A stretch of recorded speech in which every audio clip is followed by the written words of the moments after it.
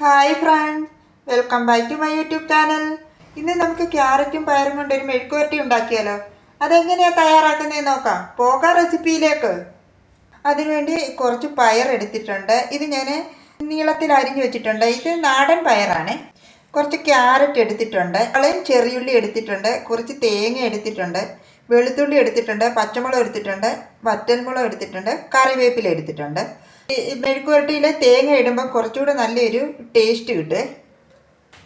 ഇതിലേക്ക് ആവശ്യത്തിനുള്ള വെളിച്ചെണ്ണ ഒഴിച്ചു കൊടുക്കാം. ഞാൻ എടുത്തിരിക്കുന്നത് വെളിച്ചെണ്ണയാണ്. ഇനി ഈ സവാളയും ചെറിയുള്ളി ഇട്ട് കൊടുക്കാമേ. ഈ വറ്റൽമുളകും ഇട്ട് കൊടുക്കാം, കറിവേപ്പില ഇട്ട് കൊടുക്കാം. വെളുത്തുള്ളിയും പച്ചമുളകും തേങ്ങയും എല്ലാം ഞാൻ ഇട്ട് കൊടുത്തിട്ടുണ്ട്. ഇതെല്ലാം കൂടെ ഒന്ന് വഴറ്റിയെടുക്കാമേ. ഇതിൽ ഞാൻ കുറച്ച് ഉപ്പ് ഇപ്പം ചേർത്ത് കൊടുക്കുകയാണ്. ഉപ്പ് ചേർത്ത് കൊടുക്കുമ്പോൾ ഈ ഉള്ളിയൊക്കെ പെട്ടെന്ന് വഴണ്ട് കിട്ടുവേ.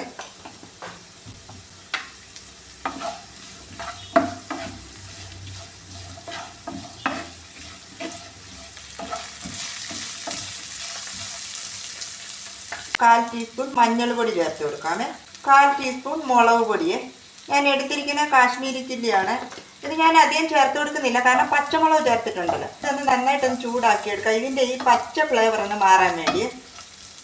അതിനുശേഷം ഈ ക്യാരറ്റും പയറും കൂടെ ചേർത്ത് കൊടുക്കാമേ. ഞാനിപ്പോൾ ഇതിൻ്റെ ഫ്ലെയിമ് ഏറ്റവും ലോ ഫ്ലെയിമിലാക്കിയിരിക്കുകയാണ്, അല്ലെങ്കിൽ മുളക് പൊടി കരിഞ്ഞു പോകാനിടയുണ്ട്.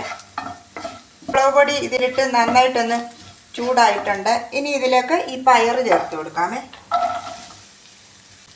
ക്യാരറ്റും കൂടെ ചേർത്ത് കൊടുക്കാം. ഞാൻ വെള്ളമൊന്നും ചേർത്ത് കൊടുക്കുന്നില്ല. ഇത് ലോ ഫ്ലെയിമിലിട്ട് ആവിയിലൊന്ന് വേവിച്ചെടുക്കാമേ.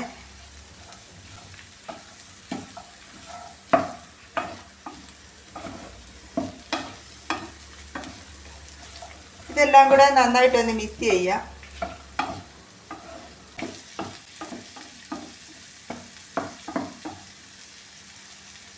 ഇതിപ്പോൾ ഞാൻ ലോ ഫ്ലെയിമിലാണ് ഇട്ടിരിക്കുന്നത്.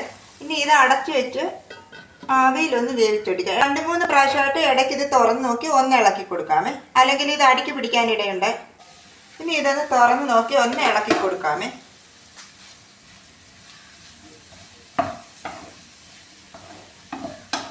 വെന്തിട്ടില്ല കേട്ടോ, അടച്ചു വെച്ച് കൊടുക്കുകയാണ്. പിന്നെ ഇത് ഒന്നുകൂടെ ഒന്ന് ഇളക്കി കൊടുക്കും.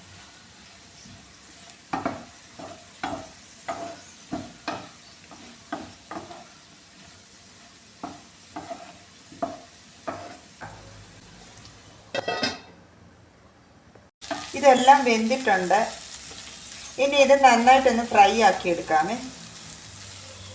ഇതിന് ഉപ്പ് കുറവാണ്, ഞാൻ കുറച്ച് ഉപ്പ് കൂടെ ചേർത്ത് കൊടുക്കുകയാണ്. എല്ലാം കൂടെ ഒന്ന് മിക്സ് ചെയ്ത് കൊടുക്കാം.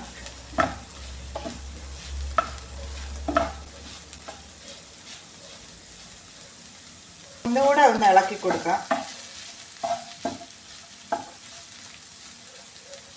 ഇത് ഫ്രൈ ആയിട്ടില്ല, 2 മിനിറ്റ് കൂടെ ഒന്ന് വെച്ച് കൊടുക്കാമേ. ഈ മെഴുക്കുവരട്ടി എല്ലാം നന്നായിട്ട് ഫ്രൈ ആയിട്ടുണ്ട്. ഇനി ഇതിൻ്റെ ഫ്ലെയിം ഞാൻ ഓഫ് ചെയ്യുവാണ്.